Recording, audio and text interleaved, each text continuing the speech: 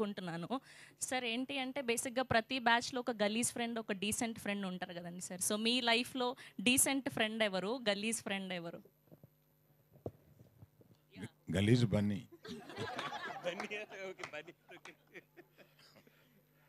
Decent Bunny Vasu. Okay. So ఆ బన్నీ గారిని గలీజ్ ఫ్రెండ్ చేసి, ఈ బన్నీవాస్ గారిని డీసెంట్ ఫ్రెండ్ చేశారనమాట. సార్ మీ లైఫ్‌లో సార్?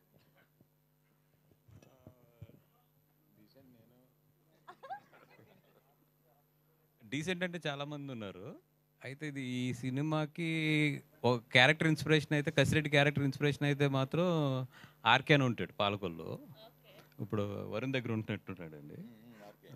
ఆ క్యారెక్టర్ చూస్తున్నప్పుడు మాత్రం ఎక్కువ నాకు అతను గుర్తొస్తాడు. పాలకొల్లో మా మధ్యలో జరిగిన ఇన్సిడెంట్స్ అవన్నీ ఒక క్రేజీ ఇన్సిడెంట్ ఏదైనా షేర్ చేస్తారా? చంపేస్తారు. అందుకని లేదులేండి. బట్ ఏదైనా చేస్తూ దొరికిపోయిన ఇన్సిడెంట్ ఏదైనా షేర్ చేస్తే బెటర్. వద్దులేండి. ఇప్పుడు ఈ సోషల్ మీడియా వచ్చాక చాలా జాగ్రత్తగా ఉండాలి. బట్ యా, ఫన్ అండ్ గలీజ్ ఫ్రెండ్ అంటే ఆడే లైఫ్లో. అండ్ నితిన్ గారు, సో మీ లైఫ్లో ఇలా మీ చుట్టూ ఇద్దరు క్యారెక్టర్స్ ఉన్నాయి కదా, సో అలా రియల్ లైఫ్లో ఉన్న వాళ్ళు ఎవరు మీకు? రియల్ రియల్ లైఫ్లో ఎందుకండి, వీళ్ళు ఆల్రెడీ ఉన్నారు కదా, వీళ్ళు నా వెనకాల ఎప్పుడల్లా చేస్తూ ఉంటారు గలీజ్ పనులన్నీ. సో యా, అంకిత్ మన కసిరెడ్డి లేరు కానీ ఇప్పుడు ఆయన కూడా ఉంటే మీకు తెలిసిపోయేది. నేను డీసెంట్ అండి.